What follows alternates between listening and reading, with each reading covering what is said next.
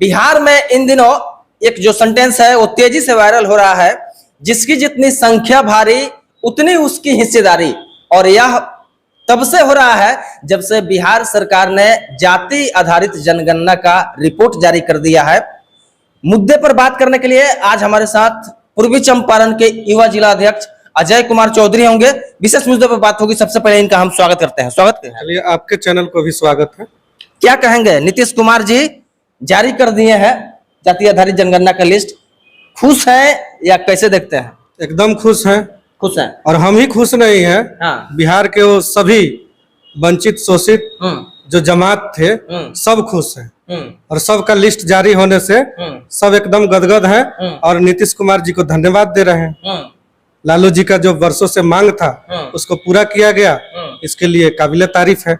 अच्छा, एक बात देखा जा रहा है, मुकेश सहनी जो आपके सुप्रीमो है वीआईपी के, वो कल जुड़े हुए थे टीवी 9 से और उन्होंने कहा कि मेरी जाति को 8 भागों में बांट दिए हैं नीतीश कुमार जी। बिल्कुल, थोड़ा सा क्षोभ तो है मन में कहीं ना कहीं। हाँ। यादव समाज को एक ही कोड में रखा गया। हाँ। और उनका जो संख्या बताया गया 14%। हाँ। और मेरे समाज को दर्जनों कोड बना दिया गया, ठीक हाँ। ना। 8 भाग में बांट दिया गया। हाँ, फिर से बोलिए। फिर भी हम संतुष्ट हैं और हमारी आबादी 10% है। जो हमारे नेता का कहना था कि 15% की आबादी हमारा बिहार में है, लेकिन फिर भी 10% आबादी हमारी आई है गिन के, तो हम इससे संतुष्ट हैं। और आपको बता देना चाहते हैं कि यह जो गणना हुई है इसके पक्षधर हमारे नेता रहे हैं, पहले से थे। और उन्होंने कहा भी था, जिस समय डेलीगेट जो दिल्ली गई थी, सर्वदलीय डेलीगेट गई थी दिल्ली, माननीय प्रधानमंत्री जी से मिला गया था। भले ही प्रधानमंत्री नहीं करा पाए, उन्होंने कह दिया कि जाइए बिहार सरकार अपने खर्चा पे करा ले। तो उस समय सबसे बड़ी बात आपको बता रहे हैं, उस समय हमारे नेता बताए थे कि अगर बिहार सरकार जनगणना कराती है अपने खर्चे पे, तो 5 करोड़ रुपया हम अपने तरफ से देने का काम करेंगे, क्योंकि हमारे नेता का यह बहुप्रतीक्षित मांग था कि जनगणना होनी चाहिए। अगर जनगणना होगी तभी तो हिस्सेदारी तय होगी। अच्छा, 5 करोड़ रुपया मुकेश सहनी ने केवल कहा था। उस समय बहुत बड़े बड़े नेता हैं बिहार में, बहुत बड़े बड़े पैसे वाले लोग हैं, लेकिन मुकेश सहनी ही क्यों इतने आगे बढ़ चढ़ कर आए थे कि नहीं, जाति आधारित जनगणना होना चाहिए? देखिए, जिसको मालूम होगा जनगणना होने से क्या क्या फायदा होने वाला है, तो तब ना वो अपना हिस्सेदारी वहां चढ़ बढ़ के भाग लेगा। अच्छा। हमारे नेताजी को बखूबी मालूम था कि हमारे समाज, वंचित समाज जो है, कहीं ना कहीं किसी प्रकार का गुजर बसर कर रहा है। और जो भी हम लोग को कास्ट सेंसस के द्वारा जो भी हम लोग को परसेंटेज मिल रहा था वो काफी नहीं है, क्योंकि वो बहुत दिन पहले का था। अभी वर्तमान में जो हुआ है, इससे हम लोग को राजनीति, शैक्षणिक और आर्थिक रूप से हम लोग को हिस्सेदारी सुनिश्चित होगी।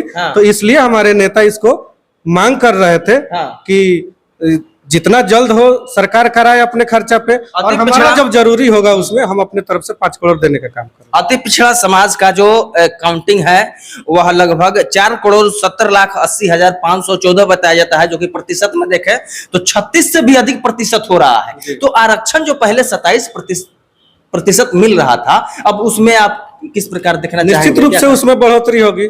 सरकार की तो यही मंशा थी कि जो हमारे गरीब लोग हैं, जो किसी तरह जीवन यापन कर रहे हैं, गुजर बसर कर रहे हैं, शैक्षणिक उनकी भागीदारी सुनिश्चित नहीं हो रही है, तो उस कोटा को बढ़ाने के लिए ही यह सब काम किया गया है कि जो लोग जिसको हिस्सेदारी नहीं मिल रही थी, और पुराना जो आंकड़ा था उसमें देखिए कि जब जिस समय गिनती हुआ था, कास्ट सेंसस हुई थी, तो उसके बाद में बहुत सारे जातियां उसमें फिर उसमें रखा गया। तो मान लीजिए कि हमारी जो 27% का जो उसमें कास्ट सेंसस के बाद में जब हमारी भागीदारी सुनिश्चित की गई थी और दर्जनों कास्ट फिर उसमें जोड़ा गया, तो फिर हमारा दायरा तो कम हो जाता है। और आपसे जितेंद्र जी हम ये भी कहना चाहेंगे कि हमारे जो कास्ट सेंसस हुआ है, इसमें जो लोग हैं, जैसे नाम नहीं लेना चाहूंगा, लेकिन जिनको अति पिछड़ा में रखने की जरूरत नहीं थी, उनको भी रखा गया है। तो हम सरकार से गुजारिश करेंगे कि कहीं भी अति पिछड़ा, जैसे मलाह, नुनिया, हजाम, ऐसे लोग हैं, कुम्हार लोग हैं, जो बहुत ही गरीब लोग हैं, और वहां पे बहुत अच्छे लोग को जो मतलब एबल हैं, वो टैक्स भी भरते हैं सरकार को, वैसे लोग को इसमें जोड़ दिया गया है। तो इससे क्या होता है कि गरीब लोग की हकमारी हो रही है। तो वैसे लोग को निकालने की जरूरत है और सरकार को इस पर ध्यान देना होगा। वीआईपी सुप्रीमो लगातार कुछ दिनों से निषाद आरक्षण को लेकर संकल्प यात्रा कर रहे हैं और इसी दरमियान वह 27 अक्टूबर को सुगौली में आ रहे हैं। हेलीकॉप्टर दौरा अब शुरू होने वाला है, क्या तैयारी है, किस प्रकार आप लोग? पहले जानकारी के लिए बता दें कि 101 दिन का दौरा हमारा हो रहा है। हाँ। जो लगातार हो रही है, अभी उत्तर प्रदेश में है हमारे नेता, और सुगौली जो है बाढ़ प्रभावित क्षेत्र है, तो वहाँ के जो रोड का स्थिति है जो जर्जर है, इसलिए दूसरा फेज और पहला फेज में वहाँ हमारा कार्यक्रम नहीं हुआ था। तो हमारे नेता का कहना था कि वहाँ पे हम हेलीकॉप्टर से हम यात्रा करेंगे, दौरा करेंगे। तो इसी कड़ी में 27 अक्टूबर को हमारे नेताजी वहाँ पे आएंगे और हम कल ही हम जाएंगे वहाँ पे भ्रमण करने के लिए। और वहाँ पे कहाँ पे हेलीकॉप्टर उतारा जाएगा, कैसे वहाँ पे हजारों हजार की संख्या में लोग उपस्थित होंगे, इसके लिए हम लोग कल भ्रमण करेंगे। और निश्चित रूप से वह जो इलाका रह गया था, दौरा से वंचित रह गया था, तो वहाँ हेलीकॉप्टर के माध्यम से हमारे नेताजी आएंगे और हजारों हजार का जो कारवा हमारा जो उमड़ रहा है सभी जगह, इसी प्रकार वहाँ भी देखने को आपको मिलेगा। यानी अभी 1 माह तक अभी और संकल्प यात्रा चलना है। बिल्कुल, हमारा 3 नवंबर तक, 4 नवंबर को पार्टी की गठन हुई थी, तो 3 नवंबर को यह समाप्त होगी और 4 नवंबर को कोई बड़ा फैसला हमारे नेताजी लेने वाले। तब मैंने कुछ कहने करी, कुछ होने वाला कहने करी वही दिन पता चली। अच्छा। मतलब 3 नवंबर को हमारा कार्यक्रम खत्म होगा, 101 दिन पूरा हो जाएगा और 4 नवंबर को आपको खुशखबरी देखने को मिली। मैंने नीतीश कुमार जी से ये जो आया है जनगणना का जो लिस्ट आया है जाति आधारित, काफी खुश नजर आ रहे हैं आप। तो एक पिछड़ा का दर्द पिछड़ा ही समझेगा ना। तो ये कहा जा सकता है कि मोदी जी तो बनावटी पिछड़ा है।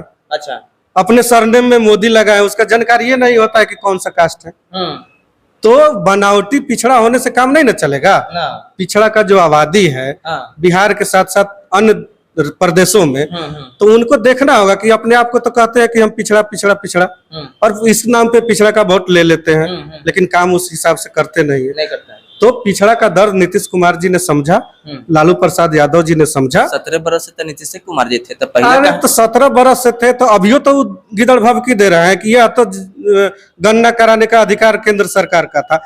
तो इसी में आदमी विचलित हो जाता है, लेकिन जब समझता है आदमी तो अपने मुकाम तक पहुंच ही जाता है। यानी कुल मिला जुला कहा जा सकता है कि देर आए दुरुस्त आए, नीतीश कुमार जी की समझदारी कहीं ना कहीं अति पिछड़ा समाज को लेकर चलने की है और उसी का नतीजा है कि बिहार में जाति आधारित जनगणना हुआ है और अब जो है जिसकी जितनी संख्या होगी उसकी उतनी हिस्सेदारी की अब मांग होनी चाहिए और उसकी मिलनी चाहिए। अंतिम में क्या कहना चाहेंगे? अंतिम में हम सभी हमारे निषाद समाज के सभी उपजाति हैं, भले ही कोड अलग अलग है, लेकिन हमारा दिल एक है, बेटी रोटी का संबंध है, सब एक दूसरे के साथ हम लोग मिलते जुलते हैं, शादी विवाह का भी रीति रिवाज है। तो इससे विचलित नहीं होना है कि हमें 8 भागों में बांट दिया गया है। हम लोग एक हैं, एक रहेंगे और हमारी 10% आबादी गिन के आई है।